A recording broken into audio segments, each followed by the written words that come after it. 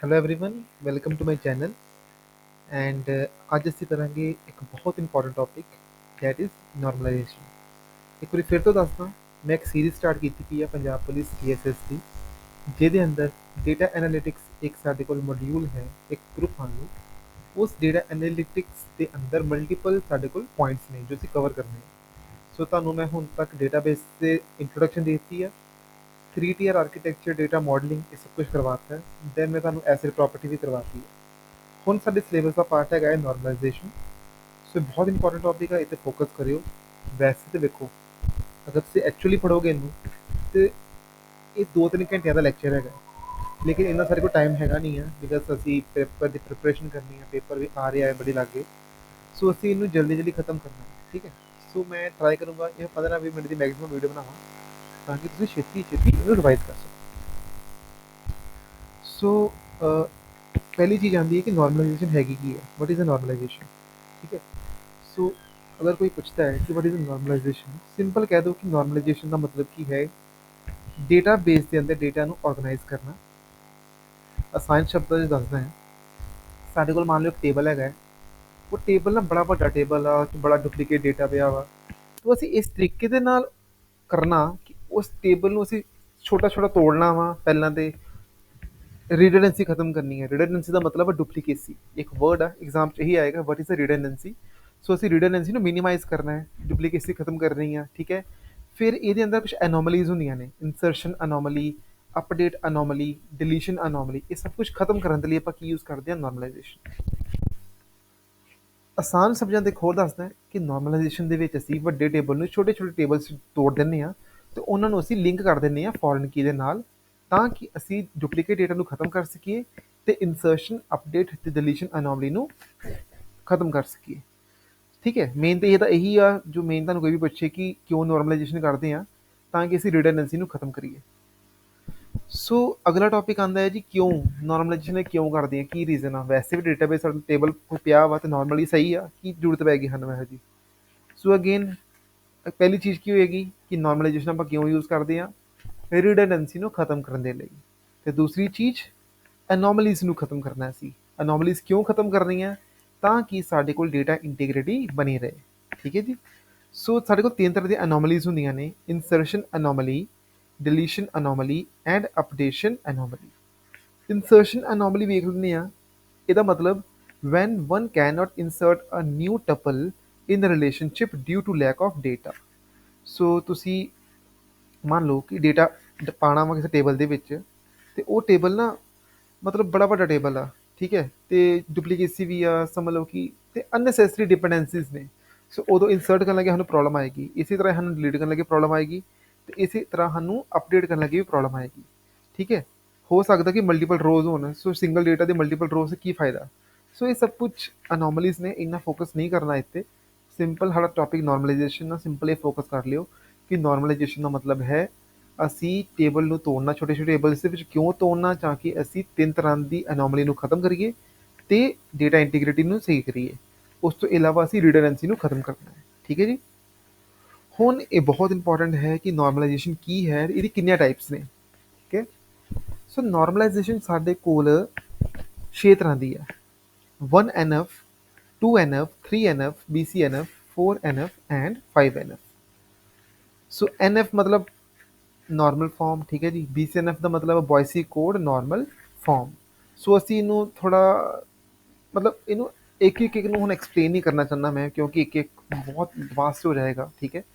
Basic ਤੁਹਾਨੂੰ ਮੈਂ difference ਦੱਸ ਦੇਣਾ ਇਹਨਾਂ ਸਾਰਿਆਂ ਦੇ ਵਿੱਚ, ਉਹਨੂੰ ਹੀ ਕਰ ਲਿਓ, ਐਗਜ਼ਾਮ ਉਸ 'ਚ ਤੁਹਾਡਾ ਕਲੀਅਰ ਹੋ ਜਾਣਾ, ਠੀਕ ਹੈ ਜੀ।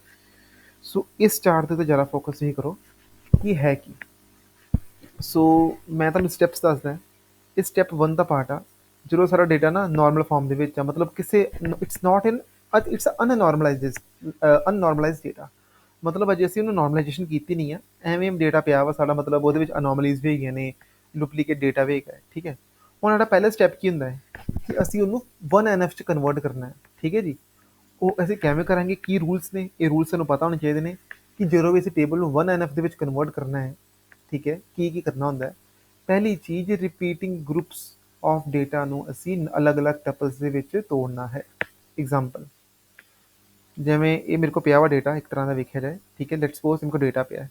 सो अगर मैं लिख देना first comma, second comma, third comma, fourth comma, 5 comma, so असी एक ही लिखते पे ना सब कुछ, ਅਸੀਂ ਕੀ ਕਰਾਂਗੇ ਨਾ ਤੋੜ ਕੇ ਅਲੱਗ-ਅਲੱਗ ਤੇ ਲਿਖਾਂਗੇ। ਸੋ ਇਹਨੂੰ ਅਸੀਂ ਕਹਿੰਦੇ ਆ ਰਿਮੂਵ ਰਿਪੀਟਿੰਗ ਗਰੁੱਪਸ, ਠੀਕ ਹੈ, within a single tuple into a new tuple with only one data value for each attribute. ਮਤਲਬ ਇਹ ਨਹੀਂ ਆ ਕਿ ਮੈਂ ਮੰਨ ਲਓ ਮੇਰੇ ਕੋਲ ਰਿਕਾਰਡ ਹੈਗਾ ਵਾ ਸਟੂਡੈਂਟਸ ਦਾ ਤੇ ਮੈਂ ਨੇਮ ਦੇ ਵਿੱਚ ਲਿਖਦਾ Karan comma let's suppose Rohit comma Suresh comma this, ਨਹੀਂ, ਅਸੀਂ ਅਲੱਗ-ਅਲੱਗ ਟਪਲ ਬਣਾਉਣੇ ਆ। ਅਲੱਗ-ਅਲੱਗ ਟਪਲ ਦਾ ਮਤਲਬ ਕੀ ਅਲੱਗ-ਅਲੱਗ ਰੋ। ਸੋ ਦਿਸ ਇਜ਼ ਅ 1NF, ਠੀਕ ਹੈ। ਹੁਣ ਅਗਲਾ ਕਨਸੈਪਟ ਆਉਂਦਾ ਸਾਡਾ 2NF। ਹੁਣ ਅਸੀਂ ਅਗਲਾ ਸਟੈਪ ਕੀ ਹੁੰਦਾ ਹੈ, ਮਤਲਬ ਅਸੀਂ ਲੈਵਲ ਵਾਈਜ਼ ਅੱਗੇ ਵਧਦੇ ਪਏ ਹਾਂ। ਸੋ ਤੁਸੀਂ ਸਮਝ ਲਓ ਕਿ 1NF ਹਜੇ ਬੜਾ ਛੋਟਾ ਲੈਵਲ ਆ ਨਾਰਮਲਾਈਜੇਸ਼ਨ ਦਾ, ਤੇ 5NF ਐਡਵਾਂਸ ਲੈਵਲ ਆ। ਸੋ ਹੁਣ ਅਸੀਂ 1NF ਤੋਂ ਕਿੱਥੇ ਆਵਾਂਗੇ 2NF ਦੇ ਅੰਦਰ। ਸੋ ਕੋਈ ਤੁਹਾਨੂੰ ਅਗਰ ਪੁੱਛੇ ਕਿ 2NF ਵਿੱਚ ਕਿਵੇਂ ਕਨਵਰਟ ਕਰੀਦਾ ਹੈ, ਸੋ ਪਹਿਲੀ ਕੰਡੀਸ਼ਨ ਕਿ ਉਹ 1NF ਦੇ ਵਿੱਚ ਹੋਣਾ ਚਾਹੀਦਾ ਹੈ, ਠੀਕ ਹੈ। ਤੇ ਉਸ ਤੋਂ ਇਲਾਵਾ ਨਵੀਆਂ ਕੰਡੀਸ਼ਨਸ ਕੁਛ ਅਸੀਂ ਐਡ ਕਰਦੇ ਹਾਂ। ਉਹ ਕੰਡੀਸ਼ਨਸ ਇਹ ਨੇ ਕਿ ਅਗਰ ਇਹਦੇ ਵਿੱਚ ਪਾਰਸ਼ੀਅਲ ਡਿਪੈਂਡੈਂਸੀ ਅਕਰ ਕਰਦੀ ਪਈ ਆ, ਨॉन ਕੀ ਪਾਰਸ਼ੀਅਲ ਡਿਪੈਂਡੈਂਸੀ, ਤਾਂ ਉਹਨੂੰ ਖਤਮ ਕਰੋ, ਠੀਕ ਹੈ ਜੀ। ਸੋ ਅਸੀਂ ਚਾਹੁੰਦੇ ਹਾਂ ਕਿ there should be the fully dependency. So ਇਹ ਯਾਦ ਕਰ ਲੈਣਾ ਹੈ ਕਿ 2NF ਦੇ ਵਿੱਚ ਪਾਰਸ਼ੀਅਲ ਡਿਪੈਂਡੈਂਸੀ ਹੈ ਸਾਨੂੰ ਨਹੀਂ ਚਾਹੀਦੀ, ਠੀਕ ਹੈ। ਉਸ ਤੋਂ ਬਾਅਦ ਸਾਡੇ ਕੋਲ ਅਗਲਾ ਲੈਵਲ ਆਏਗਾ 3NF, that is the third normal form. Prerequisite ਕੀ ਨੇ, ਉਹ 2NF ਦੇ ਵਿੱਚ ਹੋਏਗਾ, ਠੀਕ ਹੈ।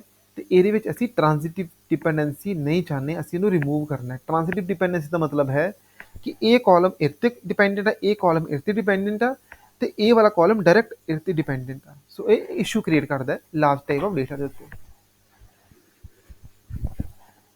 ਸੋ ਅਸੀਂ ਟ੍ਰਾਂਜ਼ਿਟਿਵ ਡਿਪੈਂਡੈਂਸੀ ਨੂੰ ਰਿਮੂਵ ਕਰਨਾ ਹੈ। ਅਗਲਾ ਟੌਪਿਕ ਆਉਂਦਾ ਹੈ BCNF। BCNF ਦਾ ਮਤਲਬ ਹੈ ਬੋਇਸੀ ਕੋਡ ਨਾਰਮਲ ਫਾਰਮ। ਉਹਨੂੰ ਅਚੀਵ ਕਰਨ ਦੇ ਲਈ ਪਹਿਲੀ ਕੰਡੀਸ਼ਨ ਹੈ it should have the 3NF। So BCNF ਨੂੰ ਕਿਵੇਂ ਖਤਮ ਅਸੀਂ ਅਚੀਵ ਕਰਨਾ ਹੈ, ਪਹਿਲੀ ਚੀਜ਼ ਤੇ ਹੈ ਕਿ ਅਸੀਂ ਓਵਰਲੈਪਿੰਗ ਕੀਜ਼ ਨੂੰ ਰਿਮੂਵ ਕਰਨਾ ਹੈ, ਠੀਕ ਹੈ, by identifying a single primary key and holding other values in a separate relation. So ਇਹਨੂੰ ਤੁਸੀਂ ਯਾਦ ਕਰਨਾ ਹੈ ਕਿ ਅਸੀਂ ਓਵਰਲੈਪਿੰਗ ਕੀਜ਼ ਨੂੰ ਰਿਮੂਵ ਕਰ ਦੇਣਾ ਹੈ, ਤਾਂ ਅਸੀਂ BCNF ਅਚੀਵ ਕਰ ਸਕਦੇ ਹਾਂ। ਅਗਲਾ ਲੈਵਲ ਆਉਂਦਾ ਸਾਡੇ ਕੋਲ 4NF। 4NF ਇਹ ਕਹਿੰਦਾ ਹੈ ਜੀ ਪਹਿਲੀ ਚੀਜ਼ ਤੇ ਉਹ BCNF ਹੋਣਾ ਚਾਹੀਦਾ ਹੈ, ਠੀਕ ਹੈ। ਤੇ ਅਸੀਂ ਇਹ 'ਚ ਕਰਾਂਗੇ ਕਿ ਅਸੀਂ ਮਲਟੀ ਵੈਲਿਊਡ ਡਿਪੈਂਡੈਂਸੀਜ਼ ਨੂੰ ਖਤਮ ਕਰਨਾ ਹੈ by extracting independent data into separate relation. ਅਗਲਾ ਆਉਂਦਾ ਹੈ 5NF, ਜੋ ਕਿ ਇਹ ਕਹਿੰਦਾ ਕਿ ਅਸੀਂ ਜੁਆਇੰਟ ਡਿਪੈਂਡੈਂਸੀ ਨੂੰ ਅਸੀਂ ਰਿਮੂਵ ਕਰਨਾ ਹੈ, ਠੀਕ ਹੈ, ਅਗਰ ਇੰਟਰਡਿਪੈਂਡੈਂਟ ਡੇਟਾ ਹੈਗਾ। ਇੱਕ ਵਾਰੀ ਮੈਂ ਇਹਨੂੰ ਫਿਰ ਤੋਂ ਰਿਪੀਟ ਕਰਦਾ, ਠੀਕ ਹੈ, ਸਿੰਪਲ ਐਜ਼ ਇਟ ਇਜ਼ ਇਹਨੂੰ ਕਰ ਲੈਣਾ, ਈਜ਼ੀ ਹੋ ਜਾਏਗਾ, ਕਿਉਂਕਿ ਐਗਜ਼ੈਕਟ ਇਸ 'ਚ ਹੀ ਆਉਣਾ ਹੈ, ਕੁਛ ਐਕਸਟਰਾ ਕੁਛ ਕਰਨ ਦੀ ਜ਼ਰੂਰਤ ਨਹੀਂ ਗੀ। ਸੋ 1NF ਕੀ ਹੈ, 1NF ਇਹ ਕਹਿੰਦਾ ਹੈ ਜੀ ਸਾਡੇ ਕੋਲ ਰਿਪੀਟਿੰਗ ਗਰੁੱਪਸ ਅਗਰ ਹੋਣ ਤਾਂ ਉਹਨੂੰ ਰਿਮੂਵ ਕਰਨਾ ਹੈ। 2NF ਇਹ ਕਹਿੰਦਾ ਹੈ ਪਾਰਸ਼ੀਅਲ ਡਿਪੈਂਡੈਂਸੀ ਨਹੀਂ ਹੋਣੀ ਚਾਹੀਦੀ। 3NF ਇਹ ਕਹਿੰਦਾ ਹੈ ਟ੍ਰਾਂਜ਼ਿਟਿਵ ਡਿਪੈਂਡੈਂਸੀ ਨਹੀਂ ਹੋਣੀ ਚਾਹੀਦੀ। BSNF ਕੀ ਕਹਿੰਦਾ ਹੈ ਓਵਰਲੈਪਿੰਗ ਕੀਜ਼ ਅਸੀਂ ਰਿਮੂਵ ਕਰਨੀਆਂ ਨੇ। 4NF ਕੀ ਕਹਿੰਦਾ ਹੈ ਮਲਟੀ ਵੈਲਿਊਡ ਡਿਪੈਂਡੈਂਸੀਜ਼ ਅਸੀਂ ਰਿਮੂਵ ਕਰਨੀਆਂ ਨੇ। ਐਂਡ 5NF ਕੀ ਕਹਿੰਦਾ ਹੈ ਜੁਆਇੰਟ ਡਿਪੈਂਡੈਂਸੀ ਅਸੀਂ ਰਿਮੂਵ ਕਰਨੀ ਹੈ। ਸੋ ਆਈ ਹੋਪ ਤੁਹਾਨੂੰ ਨਾਰਮਲਾਈਜੇਸ਼ਨ ਦੀ ਟਾਈਪ ਸਮਝ ਆ ਗਈਆਂ ਹੋਣਗੀਆਂ।